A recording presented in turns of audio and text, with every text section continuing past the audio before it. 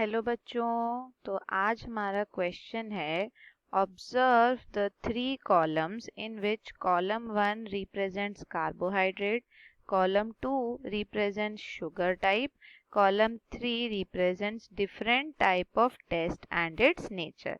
तो यहाँ आपको तीन कॉलम्स दिए गए हैं 1, 2 और 3। आपको इसमें से बताना है कि मैच करने के बाद which of the combination is correct. Option A है 1, कॉलम 1 का 1, कॉलम 2 का 2 एंड कॉलम 3 का R। ऑप्शन बी है कॉलम 1 का 3, कॉलम 2 का 3 एंड कॉलम 3 का S। सी है कॉलम 1 का 2, कॉलम 2 का 1 एंड कॉलम 3 का R option. And option D है कॉलम 1 का 4, कॉलम 2 का 1 एंड कॉलम 3 का Q ऑप्शन। ओके, तो इसको करते हैं। करने से पहले आपको पता होना चाहिए इसके कुछ की कंसेप्ट्स, और की कंसेप्ट में आपके दो तीन जो टर्म्स हैं, यहाँ पर आप जो टर्म्स देख रहे हैं उन टर्म्स को पहले समझ लेते हैं। तो सबसे पहले आते हैं आपके monosaccharides, disaccharides, oligosaccharides and polysaccharides. ठीक है, तो मैं इनको सब साथ में लिख देती हूँ। Mono, disaccharide, oligosaccharide and polysaccharide. Okay, तो मोनोसेक्राइड क्या है? सबसे स्मॉलेस्ट यूनिट ऑफ शुगर, सबसे स्मॉलेस्ट यूनिट ऑफ शुगर। और इसके हाइड्रोलिसिस पे आपको कभी भी और फर्दर डिवीजन या फर्दर प्रोडक्ट्स नहीं मिलेंगे, क्योंकि यही है आपका सबसे स्मॉलेस्ट शुगर। तो इस पर लिख सकते हैं simplest sugar, simplest sugar. Disaccharides क्या होता है बच्चों? अगर आप ऐसे ही दो मोनोसेकेराइड यूनिट्स को कंबाइन करते हो with the help of a glycosidic bond, तब आप उसको बोलते हो डाइसेकेराइड। डाई मतलब 2 होता है ना, तो वैसे ही हम लिख सकते हैं 2 monosaccharides, monosaccharides joined by glycosidic bond, glycosidic bond. तो तब आप उसको बोलते हो disaccharide. For example sugar, lactose, maltose, ये सारे ही आपके डाइसेक्राइड्स में कंसिडर होते हैं। फिर आते हैं आपके पास ओलिगोसेक्राइड्स। तो अब क्या होता है, मोनो तो एक कैटेगरी है जहां पे आपका 1 ही शुगर यूनिट है। ओलिगो में आप 2 से लेके 10 तक जितने भी अगर आप लेते हो मोनोसेक्राइड्स, यानी अगर आप इस ओलिगोसेक्राइड का हाइड्रोलिसिस कर दो, वाटर के साथ ब्रेक डाउन कर दो, तो आपको 2 से लेके 10 यूनिट्स ऑफ मोनोसेक्राइड मिल जाएंगे।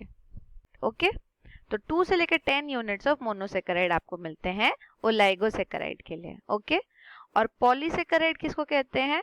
पॉलीसेक्राइड मतलब अगर आपको मोर देन 10 यूनिट्स मिल गए, क्योंकि 10 तक तो हम ओलिगो को ले रहे हैं, तो more than 10 units of monosaccharide अगर आपको मिल गए, मोनोसेक्राइड, तब आप उसको क्या बोलोगे? Polysaccharide. For example starch, cellulose, ये सारे जो बड़े बड़े मॉलिक्यूल्स हैं, ये सारे आपके पॉलीसेक्राइड शुगर्स में कंसिडर होते हैं। ओके, नेक्स्ट क्या है आपके पास जो वर्ड्स हैं? एक है आपका word reducing sugar and non reducing sugar. ठीक है, तो इसको चेक करते हैं। रिड्यूसिंग शुगर क्या होता है बच्चों? वैसा कोई भी मोनोसेक्राइड, पॉलीसेक्राइड, डाइसेक्राइड या कोई भी शुगर जिसमें आपके पास free aldehyde C double bond OH ये ग्रुप और फ्री कीटोन ग्रुप, अगर ये आपके पास प्रेजेंट है, तब क्या होगा? आप उसको बोलोगे रिड्यूसिंग शुगर। क्यों?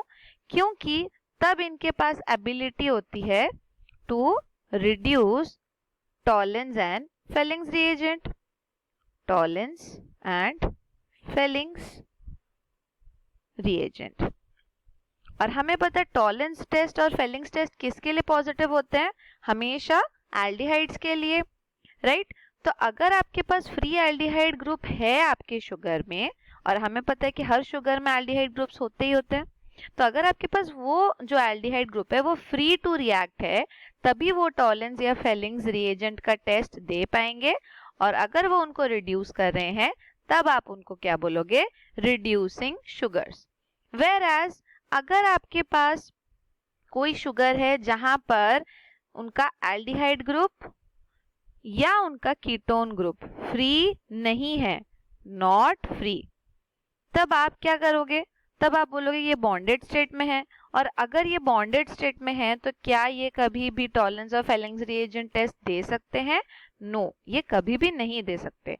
तो उस केस में आप उनको क्या बोलोगे, नॉन रिड्यूसिंग शुगर। तो ये था आपका एक और कॉन्सेप्ट। लास्टली आपको एक कॉन्सेप्ट जानना है, 2,4-DNP टेस्ट। अब 2,4-DNP टेस्ट भी कार्बोनिल टेस्ट ही होता है। 2,4-DNP जिसको हम बोलते हैं 2,4-डायनाइट्रो फिनाइल हाइड्राजीन टेस्ट। ओके, तो 2,4-डायनाइट्रो फिनाइल हाइड्राजीन टेस्ट भी क्या होता है, आपके कार्बोनिल कंपाउंड्स के लिए ही होता है, जहां पे 2,4-DNP के साथ रिएक्ट करने के बाद आपका कार्बोनिल क्या करता है, हाइड्राजोन्स देता है, हाइड्राजोन्स। ओके, तो अगर हाइड्राजोन बन रहा है मतलब आपके कंपाउंड में पर्टिकुलरली आप जो भी ले रहे हो उसमें कार्बोनिल ग्रुप का प्रेजेंस है, तभी वो 2,4-DNP टेस्ट पॉजिटिव शो करता है, पॉजिटिव शो करेगा। ओके, अगर नहीं है, अगर वो फ्री स्टेट में नहीं है तो ये भी शो नहीं करेंगे। ओके, तो इसका मतलब ये एक टेस्ट हो गया। और लास्ट एक वर्ड है आपके पास, म्यूटा रोटेशन। आप लोगों ने पढ़ा होगा आइसोमर्स, हम ऑर्गेनिक में बोलते हैं same molecular formula but different structural arrangement, या उसमें कुछ भी फंक्शनल ग्रुप्स चेंज करें तब उनको आइसोमर्स बोलते हैं। वैसे ही एक आइसोमर्स होते हैं एनोमर्स, जहां पर आपका जो एनोमेरिक कार्बन है यानी C1 just after oxygen of the glycose of the glucose, या फिर आप जो भी शुगर ले रहे हो या जो भी मोनोसेकेराइड डाइसेकेराइड जो भी ले रहे हो, राइट, तो उसके जस्ट बाद जो C1 पोजीशन होती है या जस्ट उसके राइट हैंड साइड पे जो कार्बन है उसको हम एनोमेरिक कार्बन बोलते हैं। और वहीं से आपके दो टाइप के फॉर्म बनते हैं एनोमर्स, एक हो सकता है अल्फा, एक होता है बीटा। अगर ये अल्फा और बीटा इंटर कन्वर्टेबल हैं, इंटर कन्वर्टेबल यानी अल्फा बीटा बन सकता है after some time and beta alpha बन सकता है आफ्टर सम टाइम, और इनके बीच में ही हम क्या मेंटेन करते हैं, इक्विलिब्रियम। अगर इनके बीच में हम इक्विलिब्रियम मेंटेन कर सकते हैं तब हम आप उसको बोल सकते हैं कि वो म्यूटा रोटेशन शो कर रहा है। और सबसे अच्छा एग्जाम्पल है इसका ग्लूकोज एंड फ्रुक्टोज, ये दोनों ही आपके म्यूटा रोटेशन बहुत इजीली शो कर सकते हैं, ये पॉजिटिव म्यूटा रोटेशन दिखाते हैं। ओके, अब आ जाते हैं हमारे ऑप्शंस के पास। तो हम चेक करते जाते हैं एक एक ऑप्शन को और फिर हम निकाल सकते हैं कि which one is the correct one. तो फर्स्ट है आपका 1 यानी कॉलम 1 का ग्लूकोज, सेकेंड उसके साथ जो लिंक किया है that is a monosaccharide, yes glucose monosaccharides होते हैं, लेकिन थर्ड ऑप्शन में आपको इसने बोला है नॉन रिड्यूसिंग शुगर।